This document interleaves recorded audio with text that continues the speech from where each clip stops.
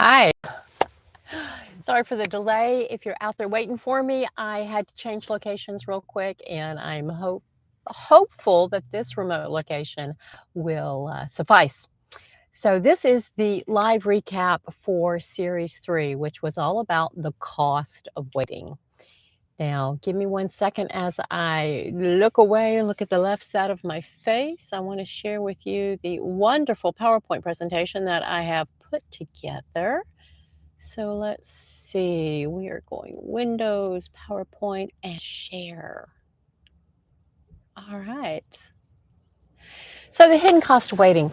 This 7-month series, and again, this is series 3, is all about we Gen Xers, women over 50, moving into this next stage of life and retiring. And retiring means a lot of things to a lot of people. And to me, I don't even like the label. It brings back memories of childhood when people would quit working, come home, sit around, do nothing, and quickly die. For me, retiring is going to be a slow glide into the next chapter of my life, the next phase where I get to be the boss of absolutely everything in my calendar, the time I spend, who I spend it with, etc. But why wait? Why wait for a predetermined age that somebody somewhere put out there and we've all believed? We've all just assumed at some point in our 60s, maybe later, we're allowed to retire. It's not a matter of being allowed. It's a matter of being adult and what is retirement for you? Have you saved money? Can you no longer need to work, etc.? This is all part of it. So this is me giving you what I'm doing and some thoughts that have come to me over the last few months as I've really been diving into this because it's not as clear cut as a lot of us was think. This series, this third installment in the 7-month series was not meant to scare anybody. I'm not trying to let you think that you're going to die tomorrow because most of us aren't. I plan to live to 93. At least that's what my retirement schedule looks like. But it was not meant to scare anybody. It wasn't meant to rush anybody. This is simply just food for thought. Give you some information, share with you what I'm thinking, what I'm doing, what I'm going through, and moving along from there. Now, just heads up, I am in a parking lot and folks are starting to, I guess, I'm at the local Taco Bell. It was the only bit of shade, and here in Texas, it's already starting to get really hot. So I just had somebody pull in beside me. So let's see if they, I don't know, knock on the door and want to join. Let's see. So let's talk about your retirement. When you think of when you no longer have to go to work, when you enter into the stage that the general populace calls retirement, what age do you see yourself? Do you see yourself as an old, frail person, work too long, just be glad to sit home and rest your bones? Or do you see yourself much younger, say within the next 5 to 10 to 15 years of where we are now and where I'm in my late 50s, about to turn 58? Gen X, 1986, go Theodore Bobcats. But with that said, I've never imagined myself as an old woman, ever, for any purpose, but much less for retirement. But when I think about the age I want to be, what I look like, what my physical capabilities are when I retire, I realize now that I've been the caretaker for several parents and parent in laws that our bodies begin to deteriorate and fail regardless of what we do. So I challenge you, think about what you envision you look like, what your capabilities are for retirement. And if you think with the age that you anticipate you'll be, that you're actually going to arrive at that age capable of doing all of these things we have put off so long because we'll do it when we retire. It's around the corner. For some of us, it's going to be a hybrid retirement, which means we may not have enough money to completely cease working, even with Social Security. We may have to continue doing a side hustle or an income stream. In the description of all of my videos, but definitely this live as well, will be the Master Your Money Plan budgeting workbook for those of us who don't actually know on paper how much it takes for us to live today, but will also help you figure out what it's going to take for you to live in retirement.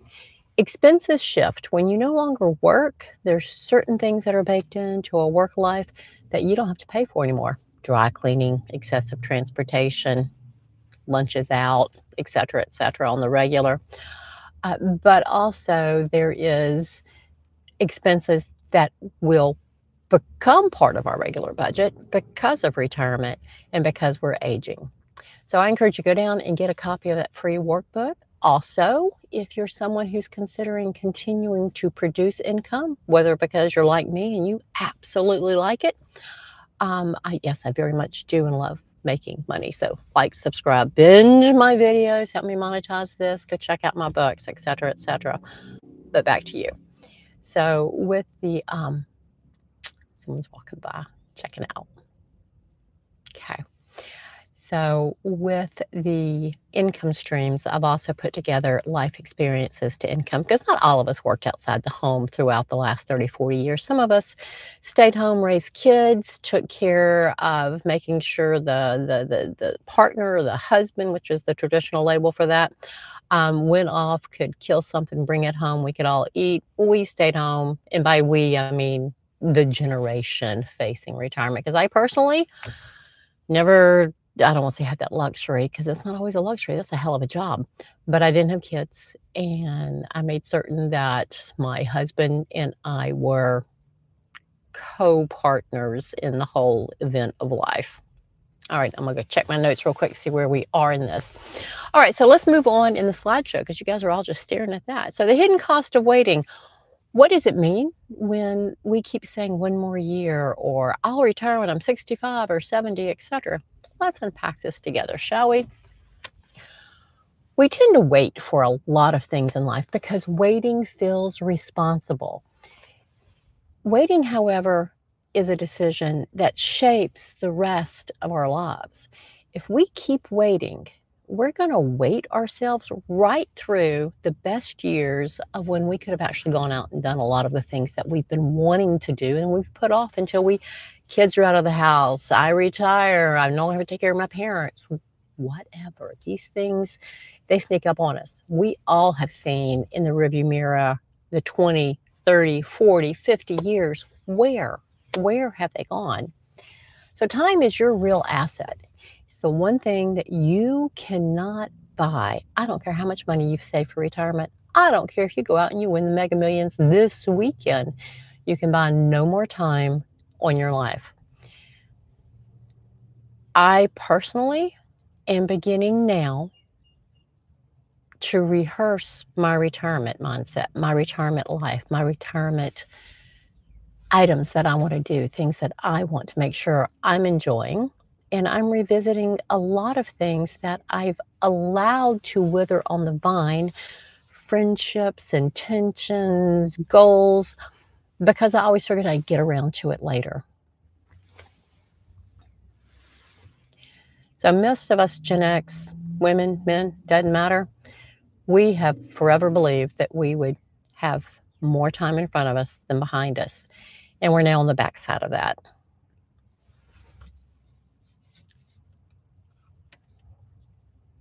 Later is not a plan. It never has been.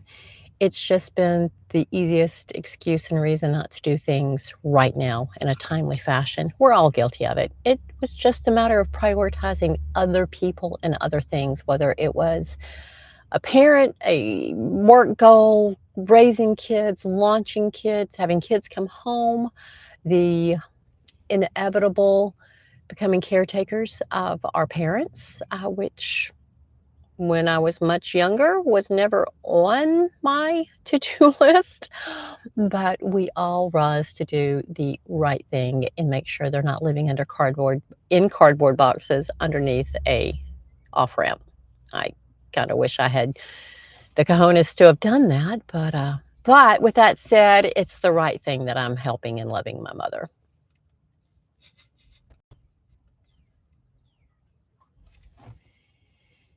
So, as I said, we can't buy any more time. The youngest we're ever going to be is right now. The fittest, not necessarily right now, because we can all improve that, but our bodies are naturally wearing, tearing.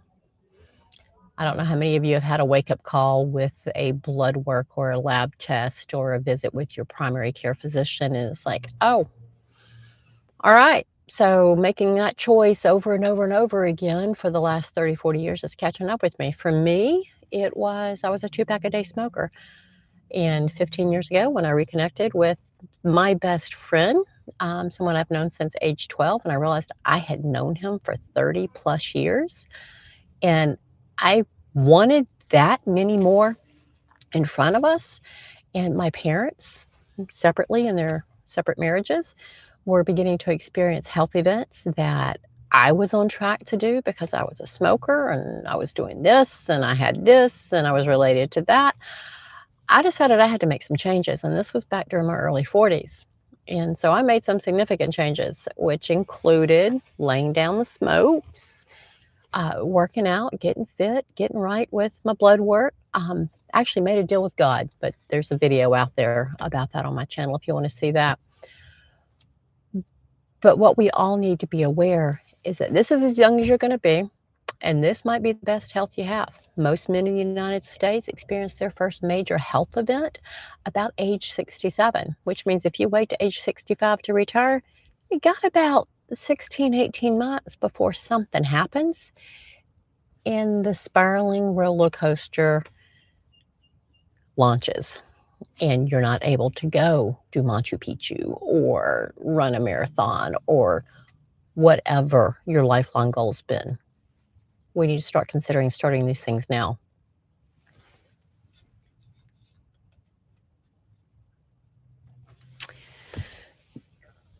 Life has been busy.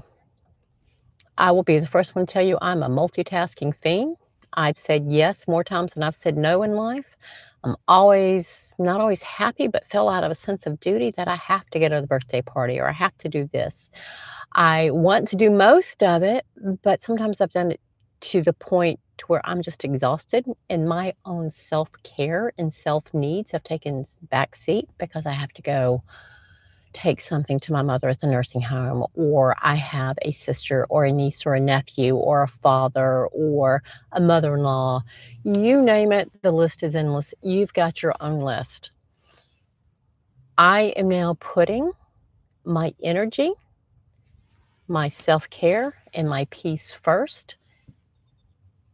I still help out, I still do, but it's time for you and for me to start revisiting the things that we want and the things that we want to do with those around us who may or may not be our husband, our partners, our whatever the label is. I've got people in my past that I've always meant to reconnect with, always meant to rebond with, and I've called you out in a recent video.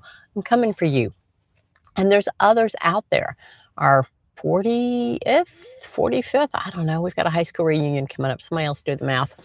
It's coming up this year. I'm coming.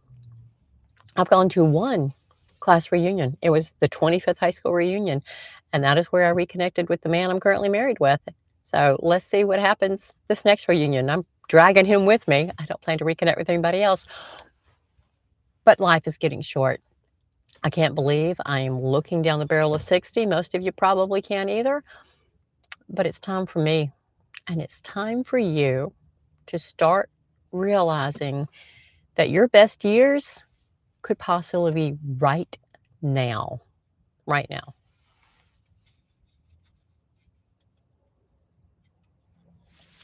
So there's no perfect time to retire. I financially am not going to pull the trigger tomorrow, but what I have pulled the trigger on is doing some of the things that I have been putting off because I'll eventually get around to it when I retire. I am saying yes to the fun recreational things that I have said no to a dozen or more times in the past 6 months because I got to save my energy for work. Um, Work gets enough of me. My personal time energy is my personal time energy. I am coveting, and yeah, that's a bad word for a lot of my Southern Baptist friends out there, or anybody, not just Southern Baptist, not picking on you, but I am cherishing, prioritizing, let's find some other words, adding a higher value to my personal energy to spend on things that I want to do, that feed my soul, feed my spirit, and help me not tick off things from a bucket list. My entire life, your entire life, the whole road we've hoed is our bucket list. There's still more things we want to do. So, what do you want to write down in your memoirs that you started doing at this age and you didn't wait to where possibly there was a regret? As my dad's health was failing after his first major event 15 years ago, out of nowhere, he tells me, I never made it to Montana. What the heck? You've never mentioned Montana. But that was something he had kept telling himself he would do one day, and he never did. Another thing was he had never made it to Round Top. Round Top is this big, giant, multi-day, week, month, whatever, flea market here in the state of Texas, which is within a driving distance of where we were. And he never made it to Round Top. Well, why not? Because it's on your back door. Why it's on the back porch. Why have you not been there? So I tell you this to motivate you. What have you been putting off that's just right outside your front door, or just a little bit of an effort that you have to pull back from something else you've been giving it to? Are you super involved in your community and your church and your school and whatever? And that's great, but carve out some time for you because time is flying. Now, there's this last thing here on the slide. Evolve before retirement arrives. This is a huge theme for myself, but in things and videos and journals that I'm bringing to y'all because I need the reminders. I don't have to wait till that last day in the office to start my retirement, my next chapter. Neither do you. I encourage you to begin the transition in your body, mind, and soul now. Body, get out there and do things. If that's you need to improve your fitness, you need to get your health in better shape, etc., start that now. Mind, this is a big one. There's a lot of things that change in our lives when we retire, and this may be something that you need to start thinking about now to avoid the shock and awe of I have no pattern of life. I have nobody to socialize with. Don't get to that retirement and think, oh, I've made a mistake. I didn't know I'd be so lonely. Yeah, there's going to be some built in social withdrawals. Start transitioning that now. Do your future self this favor. Make sure that she and he are set up for success. And don't think, well, I've got my husband, I've got my wife, because you're going to get sick of them really quickly. When you go from a couple of hours every day to 24 hours a day, 7 days a week, it's going to test your marriage. Very interesting fella I knew years ago I worked with in Virginia when I was waiting tables back during my late teenage, early 20s. He gave me a bit of relationship advice I've never forgotten. You will keep your relationship partner interested as long as you continue to be interesting. Now, that doesn't mean you've got to go out and mold yourself to like whatever their egg flavor is or whatever they're into, etc. That just means you've got to pursue your own interest, follow your own heart's desires, include them, report back to them. I love hearing about the things my husband, my best friend, is interested in that I've got no interest in doing myself, but he's passionate about it. He loves it. He lights up like a Christmas tree when he talks about it. So if you're in a relationship and you're going to go into this next phase of life with that relationship, start transitioning some of that now. Start. I have a series of not done workbooks, planners out there for those of you who might be challenged to think, well, what am I going to do when I get to that stage? There's not done trying, not done learning, not done rethinking, wondering, teaching. Go check those out. I'll try to remember to put those links in this description, but if not, go to Amazon KDP, M-Bolden, D-E-N, bookshelf, 2 words, is the pen name, is my bookstore. So go check that out. Lots of journals out there, lots of workbook planners, interesting stuff.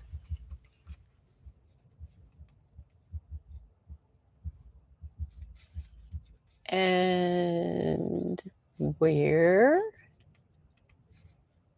Oh, I have left the PowerPoint presentation. There we go. Okay. This was something I loved when I came to me driving to work the other day, and I had to paraphrase it into a memo app because I drive an hour and a half both ways every day, so I have to be safe, and I do a lot of voice typing, voice dictation, etc., to capture these brilliant thoughts I have before the sun comes up in the morning. So I'm going to turn my head over here and read this to you. One day you'll realize the life you were saving for is the life you've been living all along. And that is your energy first, your time, and the money you've been saving. It's the life you've got right now. Don't spend your best years preparing for a future you're too tired to enjoy. Start now. Get the Master Your Money Plan workbook down there. Go to my website, sign up for the emerging course on that, or let me sign up that you're interested, and I'll let you know when that course is launched. But we have got to realize you don't need a million. You don't need 5 million. You need what you need, and you've got to figure out how much money that is. What are you spending now? If you've got 10 to 15 years left before you retire, some of the younger Gen Xers do, what do you need to take care of in your own house to make sure your retirement is as financially solid as possible? What debt you got? What do you need to downsize? What can you sell now to start getting compound interest going in some of your investments?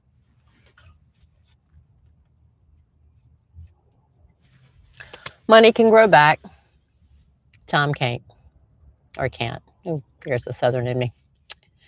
Spend it like it's the most valuable asset you own, because your time is, always has been, but is now even more so, the most valuable asset that you've got. And so here we go. 1 month, real numbers. Awakening, it'll prepare you.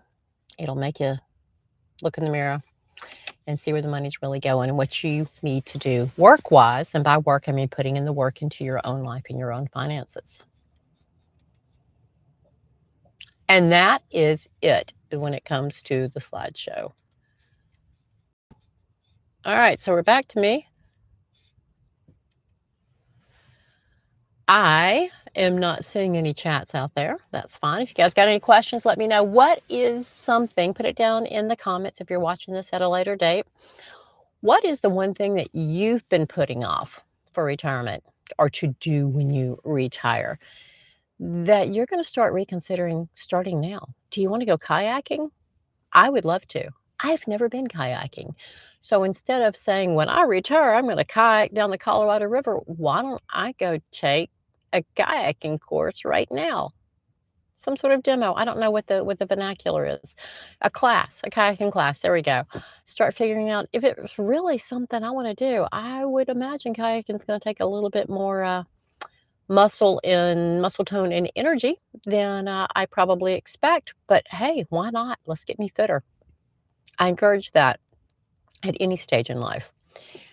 What is something you would like to do with somebody in this next chapter? As far as, have you always wanted to go to Ireland? Do you want to climb Machu Picchu? Do you just simply want to tour every state park in the state that you're in, or maybe some of the federal parks? There's lots to do close by.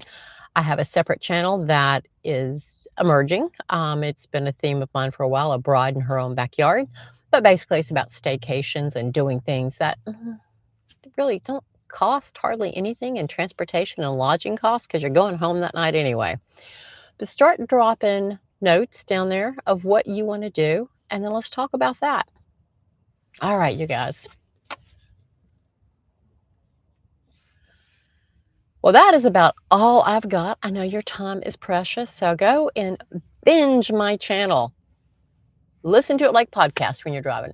Like, subscribe, share, come back. Next month is another round of next phase retirement reality checks for all of us, and I'll see you then. All right. I'm going to say stop recording, and then I'm going to look this way and hit the end stream on the live, ending the live. See y'all soon.